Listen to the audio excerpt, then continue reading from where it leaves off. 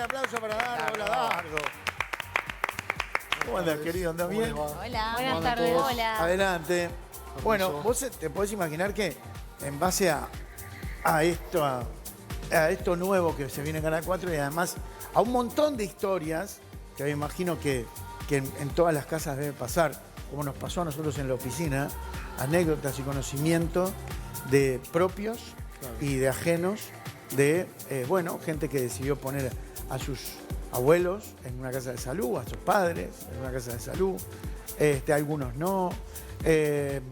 ¿Todo es cuestión de dinero?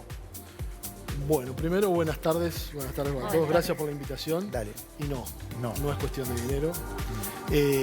Estoy esperando, como ustedes, el estreno de la serie para seguirla y ver bien de qué se trata, pero en realidad ni los cuidados se aseguran pagando más, ni siempre el motivo por el cual llevar a un familiar a un establecimiento de larga estadía es una cuestión de dinero. Sería muy malo pensar que todos los familiares quieren manejar el dinero de otras personas llevándolas allí. Lo que pasa es que seguro, el amor de un hijo o de un nieto no se paga con nada. Digo, pero a veces mucha gente la trata de justificar según el estado de salud de la persona. Digo, porque hoy era una cosa que hablábamos hoy, vamos a tener en cuenta también la salud mental de este adulto mayor, ¿no? Que, uno a veces se justifica eso, ponerlo en un geriátrico o en una casa de salud. Esto tiene muchas visiones. Está la visión de los hijos o de los familiares, la visión de la persona que está involucrada y también la visión de las herramientas que tenemos para proteger a estas personas. En nuestro país y en Latinoamérica existe la Convención Interamericana de los Derechos de las Personas Mayores y en su artículo 7º menciona el derecho a tomar decisiones y a la autonomía y a la independencia de cada persona. Ahí, por eso, de acuerdo a las decisiones, siempre lo más importante es preservar el derecho y respetar la decisión de esta persona. De la persona. Está claramente el límite de cuando la situación de salud, y sobre todo de salud mental, no le permite a esta persona tomar las decisiones acertadamente. Entonces allí es donde hay alguien que tiene que tomar las decisiones por ello. Pero me parece que estas decisiones deberían estar más vinculadas a las necesidades de los cuidados que al dinero. Pero uno cuanto más dinero tiene, lo va a poner en un mejor lugar. Sí, pero eso es lo que yo te decía al principio. Pagar más por los cuidados no asegura que sea de mejor calidad. Los cuidados son, la teoría es la misma, teniendo 1000 o teniendo 50. Lo que sí cambia es el entorno, la infraestructura y la comodidad, por decirlo de alguna manera. Pero no siempre más dinero asegura mejor calidad de cuidado. Lo que asegura la calidad es la capacitación y la formación. Porque muchas veces nos vemos ante situaciones familiares de una persona que necesita cuidados y nosotros, por más que tengamos todo el amor del mundo, no tenemos la capacidad técnica para realizar esos cuidados de buena manera. Entonces ahí necesitamos a una persona que se dedique a eso o una institución para que haga esos cuidados. Ahora, la persona, obviamente que vamos a volver al tema que tocamos hace un minuto, pero todo depende de la salud mental de esta persona, ¿no? Digo, por más que uno lo ponga en un lugar que parezca un hotel 5 estrellas, separarlo de sus seres queridos, que no es lo mismo, por más que vayas a verlo unas horas de tarde. Por eso te mencionaba la visión de los familiares o de los hijos que estando lejos pueden estar preocupados por los riesgos que puede tener de acuerdo a lo que le haya pasado. Seguro, pero nosotros, por ejemplo, también manejábamos casos que son conocidos. Por ejemplo, cuando la decisión la toma la propia persona, que pasa, hay personas, conocemos un caso que lo ha contado Cacho, Cacho de la Cruz, que por ejemplo sus hijos trabajan, unos están lejos, y él un día se encontró solo y pensó, ¿y si me pasa algo? Y él decidió ir a un lugar que no es un residencial, pero funcionan más o menos parecido, pero la decisión la tomó él. Exacto. Por eso a veces no compartimos esa decisión como hijos o como familiares, ya sea, o puede pasar que los hijos entiendan que debería estar acompañado permanentemente y la persona siente que puede con todo y que puede seguir sola en el mundo sin ninguna dificultad. Entonces hay que buscar el equilibrio, siempre es una decisión familiar y siempre cuando existe esta contención familiar, ¿no? y conversada, no es conveniente que sea una imposición ni de un lado ni del otro. También está aquello de que, voy a decir algo medio crudo, capaz, ¿no? De que a veces justificamos el poner a nuestros abuelos mayores en un residencial, no importa cuál, bueno, igual no se da cuenta. ¿No se da cuenta? Hay algunos momentos que pueden no darse cuenta. Pero pueden llegar a tener ese momento de lucidez donde pueden decir, ¿dónde estoy? Sí, pero es muy difícil. Por eso hablábamos hoy de las etapas del tiempo que ha pasado y cuáles son los problemas de salud mental, en este caso, que tenga. Si estamos hablando de una persona que tiene una demencia severa, en estado avanzado, es muy difícil que pueda darse cuenta de esa situación. Sí es muy difícil en las etapas iniciales, cuando las personas todavía pueden entender y tomar algunas decisiones, pero se dan cuenta también que la memoria les falla y no pueden encontrar las respuestas que están buscando porque no lo recuerdan. Entonces es mucho más difícil en esa etapa inicial, que sí hay momentos que pueden aún tomar decisiones por sí mismos, que en etapas más avanzadas, que es muy difícil, por más que en el diálogo pueda decir no sé dónde estoy o quisiera estar en casa, es muy difícil que se den cuenta que realmente no están en... O no reconocer a sus hijos, por ejemplo. Exacto. No los reconoce. Claro. Exacto.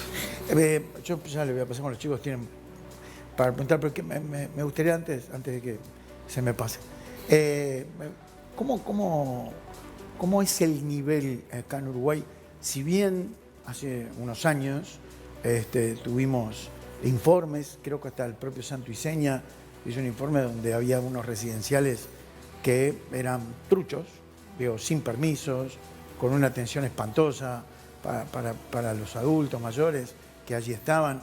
¿Cómo está el nivel hoy de los residenciales en Uruguay? Bien, está mejor que en ese momento, también sabiendo que existen aún situaciones que seguramente no estén acordes a lo que esperamos. Pero sí ha mejorado mucho la calidad del cuidado, porque los cuidadores se han formado más, están más capacitados y independientemente cuál sea el establecimiento, está mejor en ese sentido la situación. En cuanto al control de los establecimientos y la habilitación o no, eso de llamarlos truchos o no, sí. Por muchos años, lamentablemente, el trámite para que una institución se pueda habilitar no es sencillo, es muy engorroso y por mucho tiempo no es solo responsabilidad de las instituciones que no quieran hacerlo, sino que las situaciones se dan para que no haya muchos establecimientos habilitados. En los últimos años, desde la pandemia para acá, se hizo un control mucho más próximo a los establecimientos, sobre todo de los aspectos sanitarios, que hizo que por lo menos se detecten todos los que hay. Si bien puede haber algunos bajo el radar, pero por lo menos todos están registrados y hay un control. Y sabe. Y el control... ¿Quién hace el control? El control es mixto, no sé, sí. Es responsabilidad, la habilitación es estricta responsabilidad del Ministerio de Salud Pública. Bien. Pero hay aspectos que controla el Ministerio de Desarrollo Social. Y la habilitación, si bien la da el Ministerio de Salud Pública, debe contar sí o sí con un certificado social emitido por el Ministerio de Desarrollo Social. Ese trámite con los años se fue agilitando un poco para que más establecimientos puedan acceder a esa habilitación. Claro, perdón, sí. Porque en realidad lo que sucedía con estos residenciales es que quizás habían algunos que no están habilitados, que no necesariamente eran malos. Exacto. ¿No? Sino que eran buenos, pero no estaban habilitados por el propio trámite que llevaba mucho tiempo para que Exactamente, se entonces se podía calificar como trucho a uno de muy buena calidad que brindaba un muy buen servicio y en realidad estaba retrasada esa habilitación por toda esta infinidad de temas burocráticos más allá de la intención de cada uno. Pero antes de terminar con esta idea, quería también, por lo que estamos conversando y muchas veces es el prejuicio, el que las personas estén en un establecimiento de larga estadía generalmente se ve como algo negativo y como algo que los están abandonando, los están llevando para ahí a que se mueran. Esto es muy común escucharlo y en realidad, como hablábamos, es una estrategia más en la cadena de cuidados. Hay personas que tienen una dependencia leve y quizás consiguiendo a alguien que esté en la casa acompaña y sustituye bien esa función y puede seguir viviendo, que es lo que tratamos de hacer, que sigan insertos en su familia, en su comunidad, pero hay veces que los cuidados que necesita una persona exceden las posibilidades que tiene una familia o un cuidador puntual en domicilio. Claro. Y ahí es donde se necesita buscar otra alternativa e incluso desde el punto de vista económico y afectivo es un esfuerzo muy grande que tener a un familiar o que un familiar esté en un residencial o una casa de salud. Entonces, claro, no siempre es algo negativo, muchas veces es la solución a un gran problema que tenemos, que es el cuidado. Son costosos. Sí, por eso también está toda esa variedad, claro, desde los de mala calidad, por llamarlo de una manera, a los más caros, porque también las personas tenemos posibilidades y necesidades diferentes. Claro. No todos pueden pagar el que sale 20 y capaz que hay ofertas por uno de 5. Seguro. Entonces yo tengo la necesidad de recibir esa ayuda. Tengo 5, voy por el 5. Ahora, perdón Mariano, quería preguntar, ahora en esta búsqueda de la mejor opción, ¿qué es lo básico que tiene que tener, lo básico dentro de lo mejor me refiero, un geriátrico para saber si hoy o mañana a uno le pasa, bueno, este es un buen lugar, es una buena institución, más allá del costo que hablábamos hoy, que bueno, que en realidad, como tú decías, la plata no es la solución? Hay muchas características, como hablábamos recién, en lo que capaz que queda feo el término, pero adorna al cuidado. Pero lo más importante es que le dé tranquilidad a la familia que la persona va a estar bien cuidada. Y si es la persona quien toma la decisión, también estar tranquilo de que allí va a recibir lo que no puede recibir en otro lado.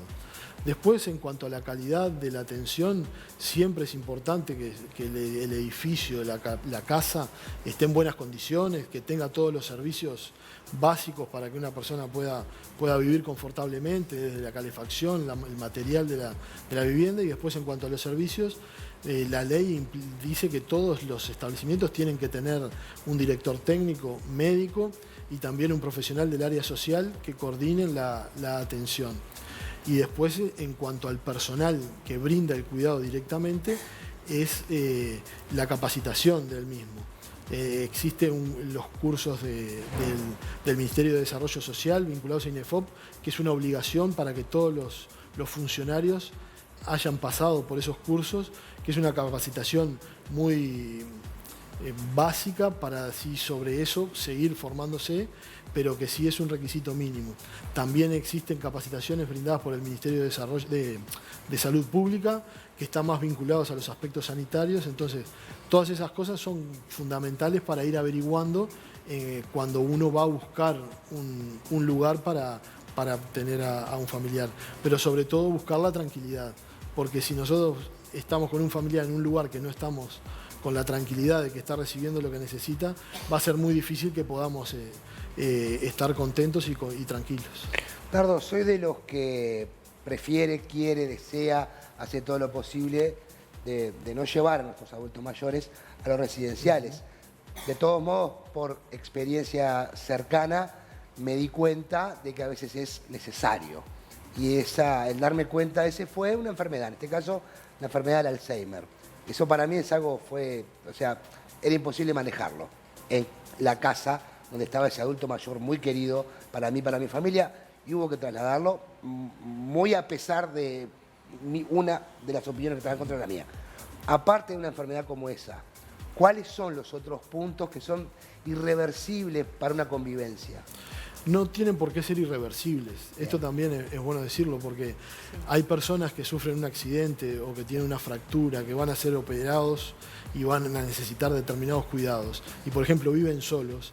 Y a nosotros, si cualquiera de nosotros vive solo y no tiene a alguien disponible, lo operan de apendicitis o de la vesícula y le va a costar unos días recuperarse y poder estar independiente nuevamente. Entonces, hay otras condiciones, aparte de las demencias y sobre todo las alteraciones del comportamiento que vienen generalmente con las demencias, que requieren un cuidado por una dependencia física más que mental. Entonces, por ejemplo, una persona con una fractura de cadera, si no es cuidada adecuadamente, puede ser más perjudicial el cuidado que uno le hace en casa que le hacen. Entonces, sobre todo para la higiene, para los movimientos, es fundamental que esté asistido por alguien que esté capacitado. Y en esto de lo fundamental y lo que decías al principio de buscar el equilibrio, ¿no? Si hay una familia y hay un adulto mayor que no tiene una demencia senil avanzada, que digamos, es todavía competente, que quizás tiene algunos olvidos propios de la edad o quizás tiene alguna cuestión de movilidad un poquito más trunca, digamos, pero no es nada realmente grave. Pero la familia ve que puede estar mejor en un residencial. ¿Cómo se trabaja eso? Me imagino que el diálogo ahí es fundamental, no es ir y decirle, papá, mamá, te vamos a poner en un residencial, punto, sino entiendo que por ahí está bueno como el diálogo. ¿Y qué tiene que tener ese diálogo para que esto se dé de forma orgánica o de forma natural y que este adulto mayor, no sé, no pase mal en esa decisión de la familia? Estas cosas son muy difíciles, porque son decisiones familiares. Muchas veces nos pasa que viene algún familiar a pedirle al médico la indicación porque tiene que estar en un residencial. No es una indicación médica, sí puede ser una sugerencia hacia la persona y hacia su familia. Hay problemas de salud o, como tú decías, ciertas dificultades que vienen con el correr de los años que necesitan una supervisión permanente. El diálogo es fundamental. Si es necesario con la asistencia de un profesional, ya sea del médico, de un psicólogo, de un trabajador social, eso sería lo ideal. Pero muchas veces es difícil lograr tener todo eso y depende sí de la familia, y en esos casos deberíamos tener un poco más de tacto o de sensibilidad ante esta situación, que muchas veces no se da, pero otras tantas sí. También es difícil ponerse, si hacemos el ejercicio de ponernos en el lugar de la persona que necesita cuidados, es muy difícil, porque en realidad hablamos de las personas mayores o de los viejos como si fuera algo extraño, y en realidad somos nosotros dentro de unos años. Algo completamente ajeno y no. Claro, pero somos nosotros con nuestra personalidad de hoy, con muchos más años. Va a ser muy difícil que podamos aceptar que venga uno de nuestros hijos y nos diga, no podés ya hacer determinadas cosas, lo tiene que hacer alguien por ti. Porque uno como que asocia la vejez con la enfermedad, ¿no? Exactamente. Uno asocia Me interesa eso. mucho ese planteo, ¿no? El de imaginar que en algún momento nos puede tocar a nosotros. ¿Y por qué? O por lo menos es mi percepción, hay como un tabú a la hora de hablarlo sobre la mesa cuando estás en una situación en la que todavía no se necesita. Y decir, ¿cómo te sentirías vos si algún día necesitas este tipo de atenciones? ¿Qué cosas te gustan? ¿Qué cosas no? Porque de repente cuando la persona necesita la atención ya no tiene la capacidad de comunicar todo lo que le gusta y lo que no. Y entonces la familia tiene las herramientas de lo que le ha ido contando, de lo que conoce, como para poder buscar la mejor solución o el mejor lugar. Estamos como en un tabú con ese tema a la hora de hablar, pensando que nos podría llegar a ser útil algún día a cada uno de nosotros. Sí, claramente la vejez, el envejecer, los problemas de salud que vienen con la vejez, son cosas que no se hablan. Nuestro país es uno de los países más envejecidos de América Latina y es muy difícil todavía, estamos conversando de esto porque es muy difícil abordarlos y es muy difícil llegar a darnos cuenta de cuáles son las necesidades de cada uno para poder abordarlas de la mejor manera y que cada persona reciba el cuidado que necesita y que claramente merece. Pero con respecto al futuro, pagamos el servicio fúnebre sin ningún problema. La mayoría de las personas paga mes a mes un servicio fúnebre para cuando se muera. Pero no pensamos o no dialogamos con la familia de qué queremos o qué esperamos cuando estamos ante esta situación. Y desde el punto de vista de salud, existe la ley en nuestro país de la voluntad anticipada. Y eso está vigente, pero es poco utilizada. Cualquiera de nosotros puede ir a su prestador de salud y decir, yo quiero dejar dicho qué quiero que pase conmigo, si tengo tal cosa, si tengo tal otra. De acuerdo a la información que se reciba adecuadamente y a cosas posibles, ¿no? Claro. Entonces, en esa ley, si estoy ante una situación de un paro cardiorrespiratorio, no quiero que me reanimen. O si estoy ante una situación de una patología que requiere ser intervenida quirúrgicamente, que no me operen. Ahora, pero eso me estás contando algo que quizás mucha gente no lo sepa. Exacto, por eso. Esto en nuestro país existe hace muchos años. ¿De eutanasia? No, por eso. Si yo tengo si tengo un paro, ¿no me reanimen? No, por eso. Eso es una situación, cuando estamos en un paro cardíaco, es una situación extrema de muerte. Sí. Entonces sí, ante determinadas situaciones uno puede tomar decisiones en cuanto a los tratamientos y los contextos del momento. Por eso capaz que fue muy general y queda muy... Pero eso dijiste recién que somos un país muy envejecido. Sí. Tenemos... Detrás de Cuba somos el país más envejecido de América Latina. ¿Después de Cuba? Sí. Nosotros tenemos en el entorno de un 14% son los números que hemos manejado estos años. Vamos a ver qué da ahora. Por eso, el censo seguramente sea mayor y se prevé que para 2050 pueda haber más adultos mayores que bueno, niños. pero eso habla bien y mal. Exacto. Bien porque los adultos tienen más larga vida y mal porque no tenemos hijos. Pero por eso hablábamos hoy, generalmente somos un país envejecido, tenemos todos estos problemas que venimos comentando, no hablamos de ellos, pero vamos a tener más viejos que jóvenes en un futuro cercano. Nardo, entonces hablamos del problema del envejecimiento, porque es cierto que tener una población más envejecida trae un montón de problemas, pero en realidad es un éxito que vivamos más. El gran desafío es que vivamos mejor. Seguro. Tiene que ver con esto, la semana pasada se conmemoró el Día, no sé si nacional o internacional, contra el maltrato del adulto mayor. Es un tema que no se habla. Las cifras a mí me llamaron la atención y yo calculo que por la cantidad de población envejecida que hay, también ese problema es mayor. Digo, ¿tiene un correlato eso? Sí, ¿Cómo está el tema del...? Porque se habla mucho del maltrato infantil, pero no se habla del maltrato del adulto mayor. El 15 de junio se conmemora el Día Mundial de Toma de Conciencia de Abuso y Maltrato hacia las personas mayores. En ese contexto se hizo un conversatorio en la Institución de los Derechos Humanos que convocó a tanto organizaciones públicas como organizaciones de la sociedad civil. Y allí el gran problema que tenemos con el abuso y con las situaciones de violencia, como en otras etapas de la vida, es el subregistro. No nos enteramos de muchos problemas, muchas veces porque no se denuncian, otras porque se naturaliza la situación y otras porque no siempre es un problema físico. No es una violencia física exclusivamente, sino que hay abuso psicológico, económico, entonces no se llega a denunciar. Y muchas veces no es tampoco, será para otro momento el tema, la única solución es hacer la denuncia. Pero sí, como no manejamos números de nuestro país, manejamos números de otras poblaciones que las trasladamos y que suponemos que en nuestro país debe pasar lo mismo. En ese conversatorio el Ministerio del Interior llevó cifras de los últimos 3 años que nosotros no conocíamos sobre denuncias sobre violencia, generalmente doméstica, que se reportan en todas las sedes del Ministerio del Interior del país. Y en eso se disgregó por edad y se tomó a mayores de 60 y se nos contó que entre el 11 y el 14% de todas las denuncias recibidas eran de personas mayores de 60 años.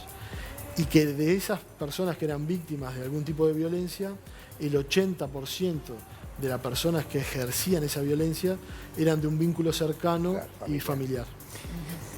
¿Mayores de 60? Sí, porque a nivel mundial, la Organización Mundial de la Salud toma a las personas mayores de 60 años. En nuestro país, como la expectativa de vida es mayor que en otras regiones, se toma a partir de los 65 años. 65. Exacto. Bien. Me está diciendo que hay un montón de mensajes. Un montón de mensajes. Estamos ahí. Arrancamos, por ejemplo, Vos con estás ahí, este. yo no. Les quiero dar mi opinión acerca de los abuelos. Trabajo en un residencial hace 10 años. Pienso que no deberían existir esas casas, que creo que los hijos tenemos que hacernos cargos de nuestros padres como ellos lo hicieron de nosotros. Bueno, después nos describe un poco de cómo cuidarlos y eso, pero también al final dice que destaca el abandono familiar que a veces sucede. Esto nos cuenta Andrea de Sayago y me quiero detener en esto, ¿no? Que a veces el recurrir a un residencial no implica que te alejes de la persona, que dejes de frecuentarlo y de estar pendiente de todo lo que le pasa, y a veces pasa. Exacto, por eso hablábamos hoy. Pasa todo, desde lo bueno hasta lo malo, pero tampoco vamos a quedarnos que es solo lo malo, porque gracias a Dios estos temas se hablan cada vez más y se visibiliza más el tema, y no todo lo que se hace es malo, todo lo contrario. Cada vez en algunos aspectos estamos mejorando en este sentido. Aparte todos los mensajes son largos, ¿no? Porque cuentan historia y demás. Pero acá, bueno, Me dice, imagino. hola, buenas tardes. Unos amigos de matrimonio viven con el papá de ella, suegro de él. Cuando van a trabajar, lo dejan en una guardería de adultos mayores. Y cuando salen de trabajar, lo pasan a buscar. Lo llevan a su casa. Él está entretenido, juega las cartas, almuerza acompañado. Aplausos a este tipo de cosas. Gracias. Exacto. Mira. No Mirá, sabía. no existía. la tenía, no lo tampoco. Eso es otro de los niveles de atención en Claro. Interesante. en esto que veníamos hablando del cuidado en el Súper domicilio, cuidados de centros de día. Existen centros de día que en nuestro país existen. Bien. Todavía no tantos quizás como los que necesitamos, pero son lugares donde las personas pasan el día y no solo se distraen, están atendidos, sino que para el familiar es un momento de comprimir Exacto, esa muy situación de tanto estrés que genera el cuidado permanente de este tipo de personas. Mirá, dos posiciones te leo. Soy Cecilia, una madre muy orgullosa de mis hijas. Su papá vivió 10 años con Alzheimer, nunca lo sacaron de su casa y lo tenían con personal para cuidarlo. El que puede, muy bien. Y esto, tengo 4 hijos y ya les pedí encarecidamente que no pasaran trabajo conmigo, que me deriven donde consideren, dice Elsa de Colón. Otra posición que Claro, se repite, está ¿no? bien. Sí, sí. Uno cuando... Hablarlo previamente, Sí, me gusta. también ahí, Actitud. no quiero relativizar todo, pero también ahí Sí. está un poco el amor de esa persona hacia sus hijos. Sí, Digo, quizás realmente no sea lo que ella quiera, puede Claro. que no. pero considera que es lo mejor para sus hijos. ¿Se entiende lo que Se quiero decir? entiende, sí, se claro. entiende. Entonces, Capaz Llegás a que determinada ahí hay un- edad y pensás que en realidad sos Seguro, una carga ahí- para tu familia. Ahí hay como un límite, ¿no? Y en un hilo muy finito sí, que tenemos en el fondo no lo piensa. que deducir. Claro, Seguro. claro. Sí, pero lo Pero que es pasa es que mejor para ellos. también tenemos que ponernos en la situación real. Todos decimos, yo no quiero que me pase tal cosa, o yo no quiero que a mi familia, o yo no quiero ser una carga. Pero la situación es que estas cosas no pasan porque uno quiera. Las situaciones se dan aunque uno no quiera. Entonces tenemos que estar preparados para poder, en esas situaciones que uno no quiere y no desea, hacerlo mejor por esa persona o por nosotros mismos. Dice, buenas tardes, soy licenciada en enfermería, trabajo con adultos mayores, saludos al doctor Roldán. Totalmente de acuerdo en que no por ser un lugar costoso tiene el mejor cuidado. El personal debe ser capacitado y formado para ello, al igual que debemos saber de que estén habilitados y que cuenten con la dotación necesaria. Por otro lado, también hacer entender que llevar a un familiar a un residencial no es algo malo, no es un depósito, sino que es un lugar donde estará acompañado a las 24 horas, es una buena decisión para el adulto mayor y para su familia. Saludos, María Laura Larramendi. Por acá dicen, hola programón, con respecto a que nuestra población es muy grande, conocí madre e hija juntas en el residencial. Están muy grandes las dos y es una gran solución. Eso también También. pasa. Claro, eso Eso es puede muy pasar. frecuente. ¿Es frecuente? Va, muy frecuente no, ¿Sí? pero yo tengo pacientes que son atiendo a los padres y a los hijos. Eso, porque Claro. claro, una persona de 90 tiene hijos de 65. 60, Claro, seguro, claro. 70 y pico, claro. Entonces, claro, es muy frecuente. Un Es rasgo muy de frecuente, nuestra no, población. pero sucede. Pero- Sucede. Sí. En esto de nuestra... De la población mayor. Claro, y nuestra esperanza de vida. ¿no? Claro, Un poco nosotros más. ahora en nuestro país cuando llegamos a los 65 años tenemos una expectativa de vida muy alta y cuando llegamos a los 80 tenemos También. todavía una Todavía expectativa queda un alta. trecho, O sea, claro. nosotros tenemos una vejez envejecida. Por eso el gran desafío nuestro es el cuidado, porque la forma de envejecer actualmente es diferente a lo que era años atrás. Porque lo que predomina, antes la gente se moría antes porque no se podía curar de lo que se enfermaban. Se enfermaban de una infección, no había antibióticos. Claro. Ahora de infecciones es muy difícil que se muera a edades tempranas. Entonces lo que aparecen son enfermedades crónicas que generalmente sus consecuencias son una limitación en la movilidad, una generación de dependencia, de discapacidad, que más tarde o más temprano van a requerir algún tipo de cuidado. Entonces envejecemos, pero con algunos problemitas que requieren cuidados.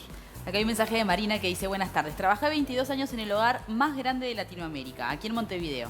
Ahora le cambiaron el nombre. Fueron los años más lindos de mi vida. Los ancianos son los seres más dulces que conocí. El que no lo es porque ha sufrido muchos desengaños por parte de sus propios seres queridos. Pero lo mejor para ellos sería vivir con su propia familia. Ellos extrañan mucho a sus familiares, sus cosas, su libertad. Fueron mis mejores años. Hoy estoy jubilada y no saben cómo los extraño. Dice Marina. Muy bueno. Bien. Dardo, siempre es buenísimo hablar con vos y además de nuestros mayores. Una vez se pone,